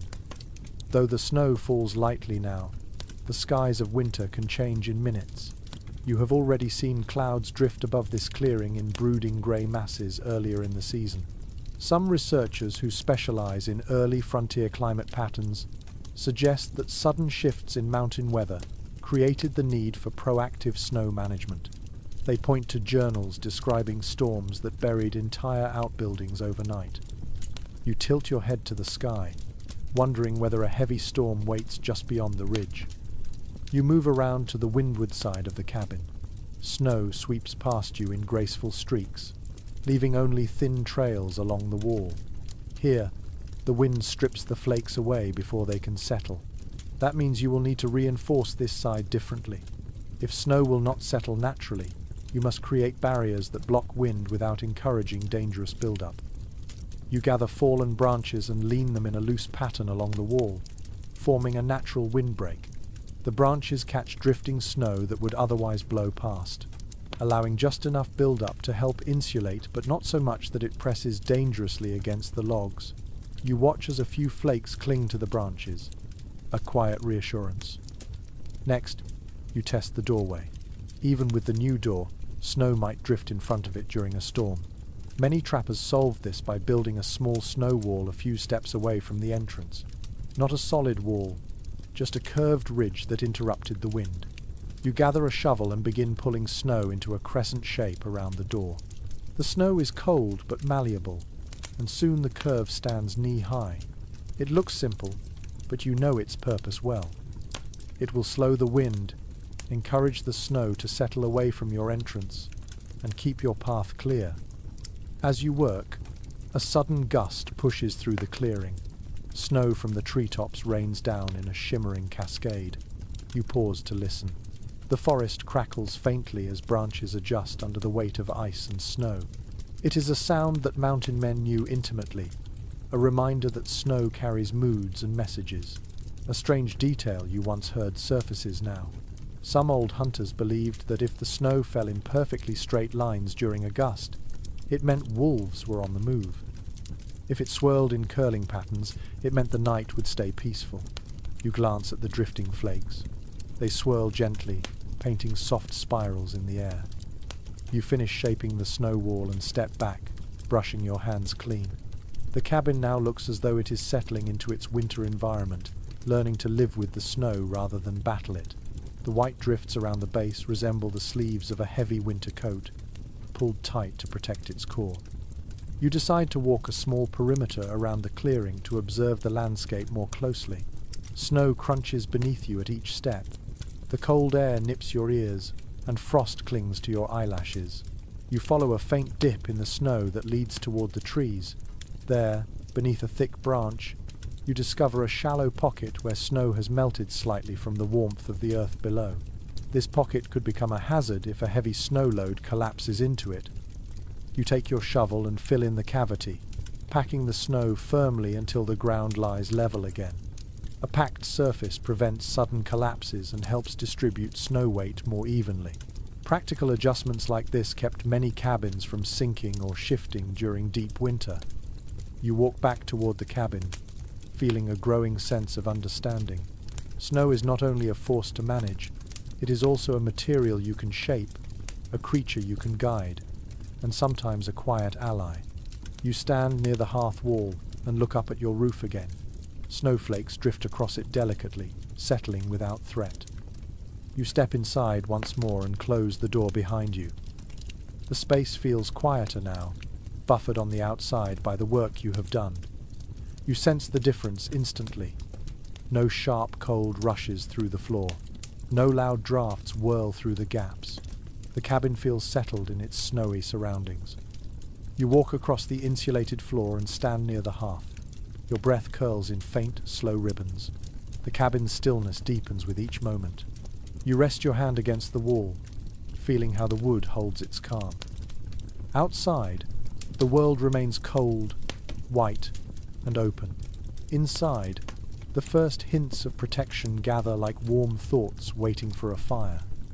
Snow continues to fall softly across the clearing, but now it lands on a home that understands its behavior.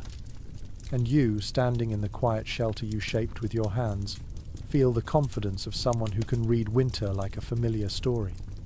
You move toward the hearth again, feeling the chill curl upward from the unlit stonework.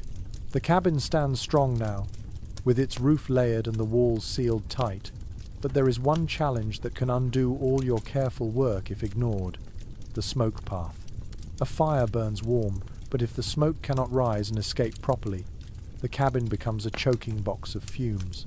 Mountain men learned quickly that tending the draft inside a winter cabin was as important as tending the fire itself. You kneel beside the stone hearth and run your hands along its edges, imagining the invisible currents that will soon flow through this space. You stand and walk outside, studying the back wall where the chimney must rise. The stones you stacked earlier form a solid base, but now you need the chimney's throat and crown. You gather a set of small and medium stones, testing each one in your palm. Some feel gritty and dependable. Others feel fragile, likely to crack in repeated heat.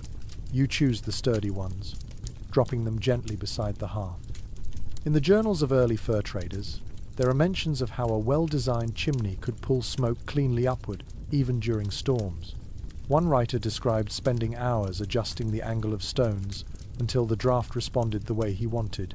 You think of that now, as you kneel and begin shaping the inner throat of your chimney.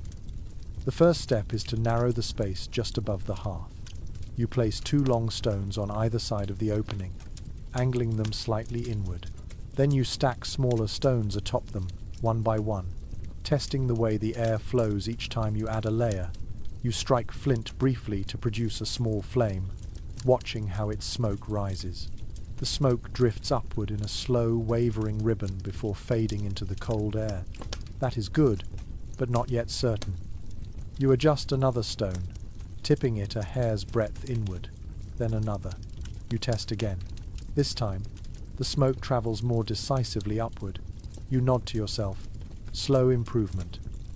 As you work, you recall a curious story shared among mountain dwellers. They said that a chimney whispering at night meant the draft was perfect. A clearing, steady sound without sputtering or rumbling. The notion makes you smile. You imagine sitting near the hearth on a winter night, listening to that soft whisper as if the cabin itself breathes calmly beside you. You continue stacking stones, building the chimney higher. The stones grow colder the higher you reach, their surfaces biting at your gloves. The frost on them glints as the sunlight shifts. You press each one carefully into place, wedging small chips of rock between them to lock them tightly. The wall grows taller, inch by inch. When the chimney reaches waist height, you step back to test it again. You light a small branch at the hearth. Smoke rises in a steady line before drifting out of sight. The draft feels stronger now, having found a clear path upward. Still, A proper chimney must extend above the roof line. Otherwise, wind pressure will send smoke spiraling back into the cabin. You gather more stones, selecting the ones that fit together without wobbling. As you work, the sun climbs across the sky, casting long angles of light across the snow. The shadow of your rising chimney stretches beside you like a thin companion. You climb onto the roof carefully, carrying stones in small batches. Each trip demands balance, caution, and patience. You climb the rafters slowly, placing each stone within reach before settling back into position. From this height, the forest looks wider, the clearing calmer, and the cabin itself feels more connected to the land. You stand on the roof and begin extending the chimney upward. The wind brushes your face as you work, swirling around the stones and rattling the bark shingles beneath your boots. You anchor each new stone with smaller pieces, creating a tight column. The chimney grows taller, firm against the breeze. As you shape the crown, the topmost portion of the chimney, your mind drifts to the ongoing studies of wilderness architecture. Researchers still discuss why some early chimneys were square while others were circular or oddly tapered.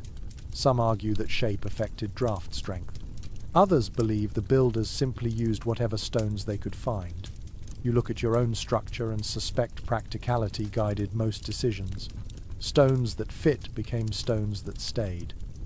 You adjust the final pieces, shaping the crown so the opening angles slightly away from prevailing wind. This helps smoke lift instead of being pushed downward. You test the stability with a gentle shake. The stones remain firm, unmoved by your touch.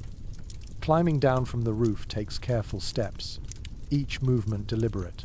When your boots finally meet the snow beside the cabin, you release a breath you did not realize you were holding. You step inside and kneel at the hearth, striking flint again. The tiny flame flickers upward. Its smoke curls, hesitates, and then rises cleanly up the chimney. You watch it disappear through the throat, leaving the air inside clear. You stand still for a moment, savoring the quiet success. The cabin feels different now, as if it has learned to exhale. You slowly move your hand near the draft's invisible path and feel the faint pull of air.